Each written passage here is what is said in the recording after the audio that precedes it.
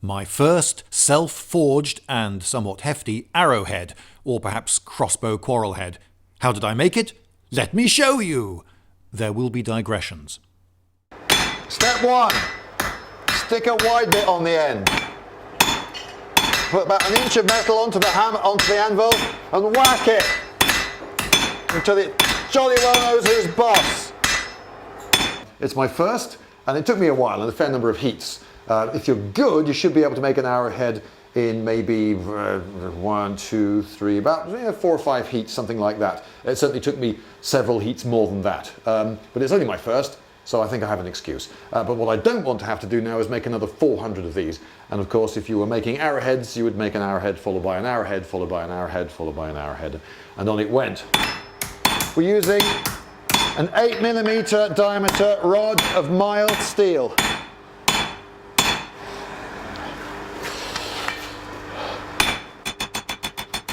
So after flattening into a rough fan shape, and get the other end and start drawing it out sideways. I didn't get very far there because it started to cool. But now it's getting so much flatter and it's already quite hot, it'll reheat very quickly in the fire. There are some other interesting things that I could talk about that are present here. One of them is this. It's a lump of rusty steel. It's a lump of rusty steel that was brought out of the Danube. This is Ferric Norikum. It is a trading ingot that the Germanic people from that part of the world traded to the Romans, and the Romans would then make stuff out of this steel. For example, the gladius. This is a gladius blade, which is a special gladius blade in that it has been made out of a lump of ferric noricum. So metallurgically, this is about as authentic as you can get. So it's made out of an actual piece of metal from the period, and it's got LEGX stamped on the blade. This is the earlier sort, not the Pompeii sort with the parallel blade. Well, you can see the shape of the blade. It's the earlier, more of the Hispaniensis sort. The thin metal also cools quickly. Look how during this zoom it goes from bright yellow to... it's dull red already. And blimey, blacksmiths are very noisy!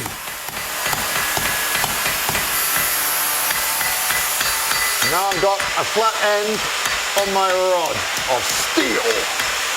Another production here is with this Celtic style sword.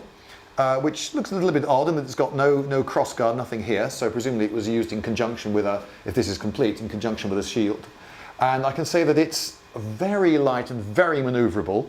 I find this handle a little bit too thin, which means I don't get quite the grip on it that I would like. It rattles about in my hand. I would like something a bit fatter to get a grip on. But I can say that it's very manoeuvrable and very, very stabby. This will be pretty handy in a fight. Right, so now I don't want to heat up the thin bit, which heats up very, very quickly. I'm trying to heat up this thicker bit here to do the shoulder. So I'm going to put the thin bit through the main hot part of the fire, leaving the hottest part of the fire playing on the thicker bit. I added a waist because I was sticking to the design that I'd been shown. Does an arrowhead need to come into a waist before the socket? Mightn't a simple conical socketed spike work just fine? Does anyone really know? Made it a bit wonky. Straighten it out a bit. Right. Is that enough for shoulder, do you reckon? I reckon so. Okay. I want to show you something quite gruesome, so brace yourself. This is a gentleman's stabber. This is a Rondel knife. You can see it's got buffalo horn and silver wire, which is rather pretty, making up the grip. If I pull it out of its leather sheath, you'll see something unusual, that it's triangular in cross-section. Triangular things like this, making them long and straight, are really difficult. If you're trying to hammer something out on an anvil, you put the flat bit on the flat of the anvil and hammer from the other side, which means you'll end up with something square section if you do that. But this is triangular, something of a challenge for any smith. And it's got a really, really wicked point on it and a very thick stem of metal behind it. This is for stabbing people. Look how thick the blade is. You couldn't chop onions with this, it'd be rubbish. You couldn't whittle with it. Really, this edge down here is not much use. It's the point that does the work. So if you're wearing armour, I get up close to you and I just work that point under some gap, and then I use this thick bar as a lever to work this till I can get the point into a bit of you and I stab. This is for working into joints of armour, and it is horrible. I mean, there's one purpose this has, and that's killing people. So however you might try to make it look pretty with your twisty buffalo horn and the rest of it, its evil, nasty purpose, in my eyes at least, I find it difficult to look at this and think, oh, the work of beauty, because it's for stabbing people. The rondel. Curve the flat bit. Oh, that fire's getting really hot. I'm right-handed, sorry.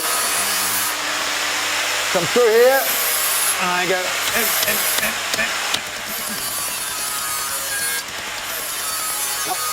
That shape.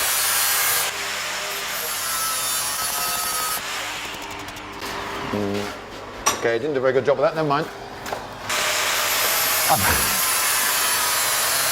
I'm using a much longer rod of iron than I was last time, which is quite good because I don't feel so much heat in my hand.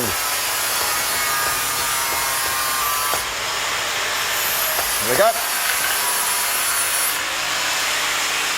Now trying to roll in and close up the socket.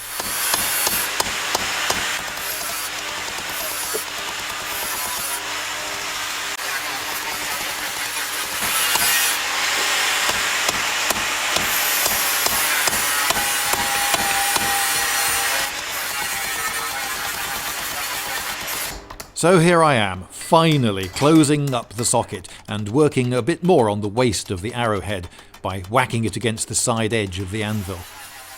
I really am taking a lot of heats. I might narrow it slightly. Good idea? All right. Who is this man also having his first go at an arrowhead? More of him later.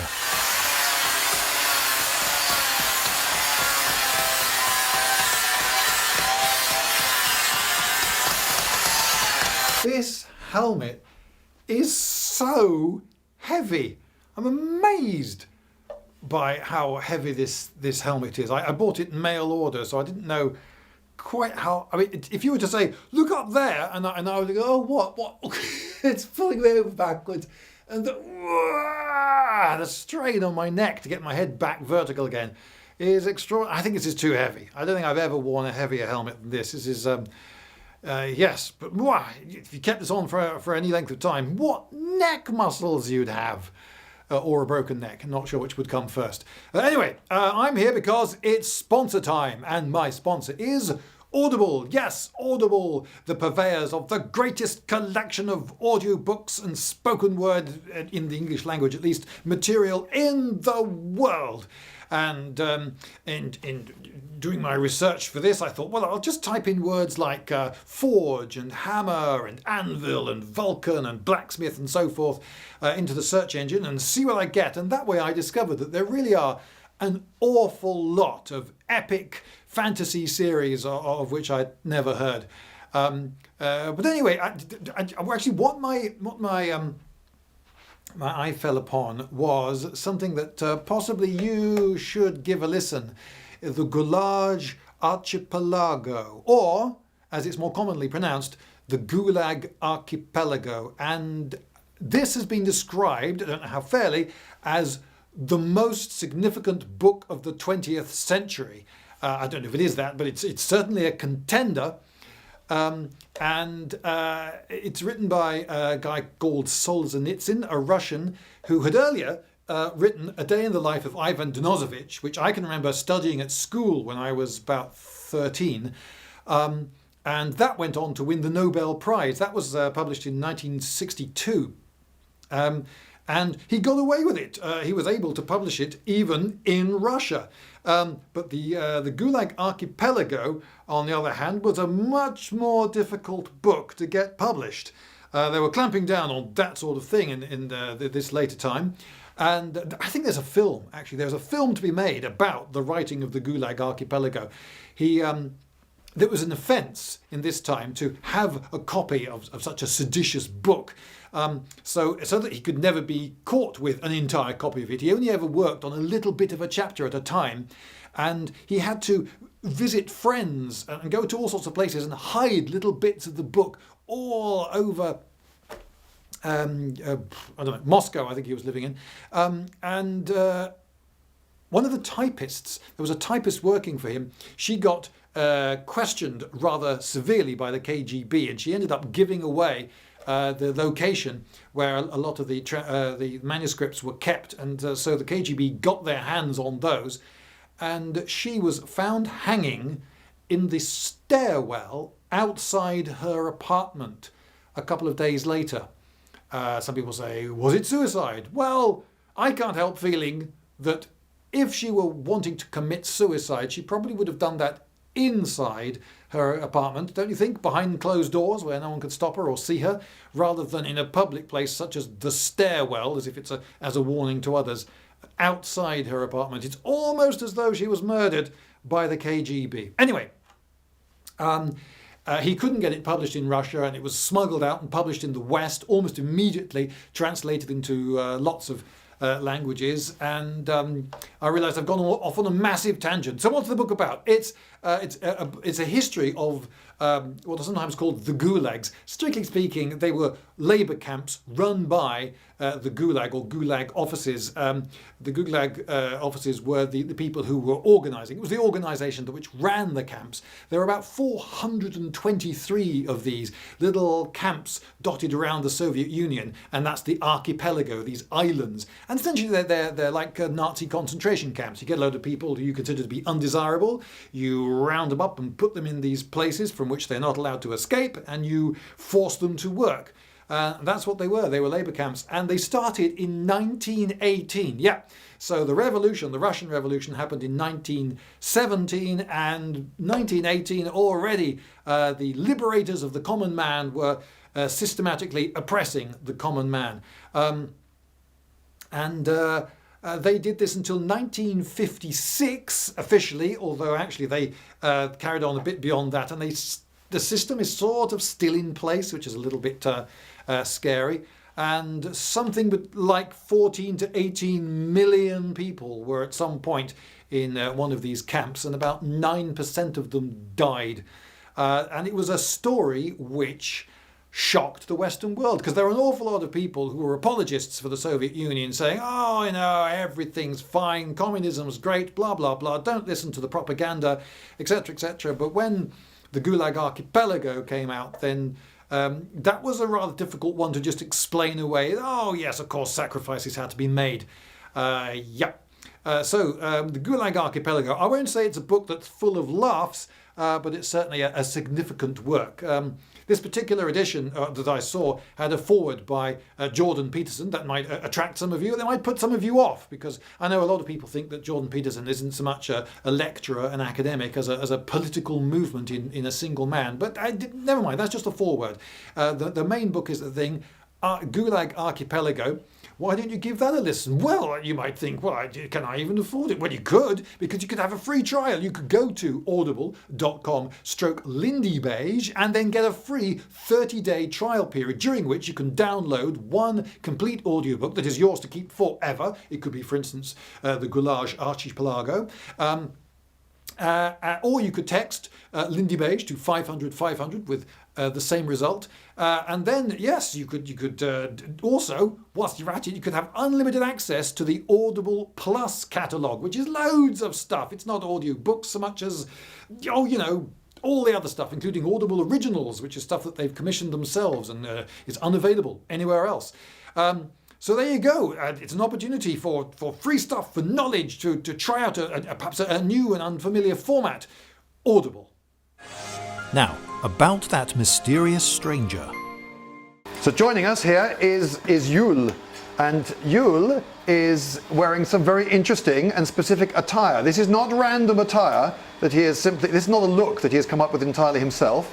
This is quite a specific look. Let's take a let's take a close look at it. So he's got big boots, and he's got big, wide bell bottoms on his corduroy trousers, and he has lots of pockets. He has lots of pockets, and they have leather reinforcements. And one of the things in these pockets, you see there is a twisted stick. And there he is, the twisted stick. Okay, and you see he has an old-fashioned waistcoat and jacket with double-breasted, 2 rows of pearly buttons, and an old-fashioned shirt. So, what does this mean that he is? This tells you what sort of a person he is. I'll give you a big clue. He's German. Have you got it yet? Yul, what sort of person are you? Well, it would translate to journeyman in English language. Right. This is a very old tradition, about 800 years old. Used to be all over Middle Europe. Now it's basically only left alive in German-speaking countries.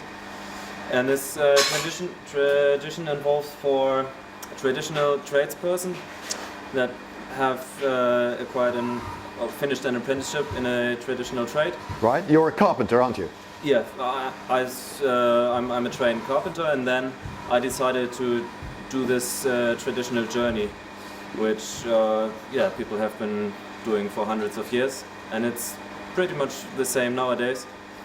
And for me it seemed like a very interesting way of traveling, and suited my lifestyle quite well, and I wanted to explore more of the world and gain more experience in my trade. And yeah, it's okay, so all for 4 about years traveling and working. So yeah, I'm now 3.5, 4 years into the journey. It's a mandatory amount of 3 years and 1 day. That one day is very important. It's very stretchable in my case, yeah. So you travel the world, being a carpenter, using your skills to earn a living. Yeah. It's a very nice way of living, actually. But there are certain rules, one of which is that you can't actually accept a salary, is that right? No, it's quite a common misunderstanding. It works in various ways. I can't really say what I normally do, because every day is quite different, and yeah, it's never really the same. So I work a lot. Maybe half the time I'm working, half the time I'm just traveling. Right. Because it's about both. Is there a maximum amount of time you're allowed to stay in one place? Yeah, you could say 3 months. Yeah. 3 months. But it gets boring before that. Anyway. Okay. Yeah. So the working situations can be from working in a company, earning a regular wage for a bit, and yeah, staying somewhere in the company. So there are about 500 journeymen at any given time. And if someone wants to get hold of a journeyman, is there some way? What do I do? Do I open the window and yell a special yell? Well, you can't make him come. It's just coincidentally. If you want to offer work to a journeyman, then maybe you should give him a lift, or. Okay, so if you see someone dressed like this, and you need some skilled work doing, you could give them a lift, offer them a meal. But is there no website? Is there no central get in touch with a journeyman.com? This tradition is really word of mouth, and you can't really read much about it, because we just pass it on. And well, that's actually very important. This is also what keeps it alive, and maybe what fascinates people about it. Well, thank you very much indeed. Yeah, no worries. Okay. I think I can proceed from there. We have a socket. So now I want to put the near shoulder on, which I will do. How do I do that again? I do it from like that, and then I'm whacking it that way, yeah? Is that right? Okay. Oops. It's going to be square section, so I'm turning it 90 degrees every now and then.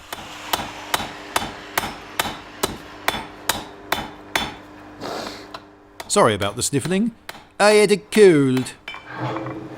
I did this better the first time. Now to cut the whole thing off the main rod. I never got any good at this. Don't know why. About there-ish. Yeah. Okay. Copper-headed hammer against chisel. Turn, repeat. Whoops, that slipped.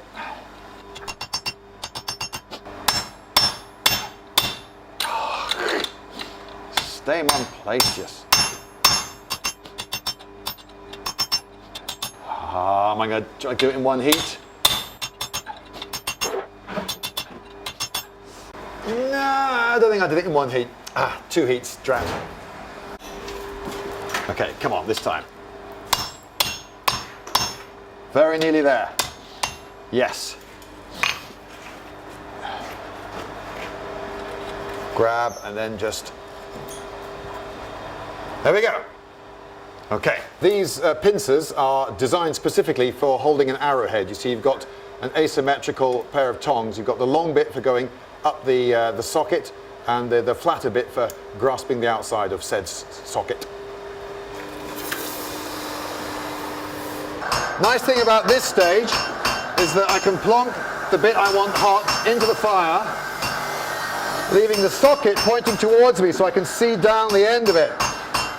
And then I can actually see, as soon as I get some glow at the end of the socket, that tells me that the pointy bit, the bit I'm trying to work on, is hot enough. Oh, and we're nearly there already. In which case I shall need... Hammer, hammer, hammer, hammer. Where's the hammer? Slightly too far, in fact.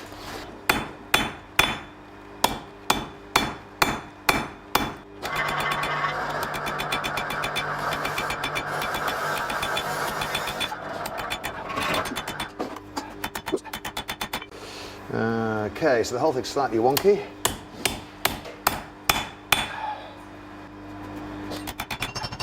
And now it's straight.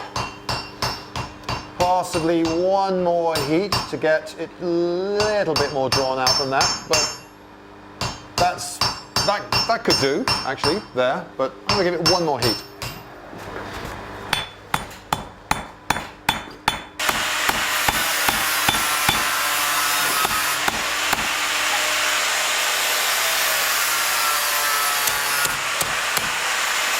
Sorry. Good enough. Okay, number 2.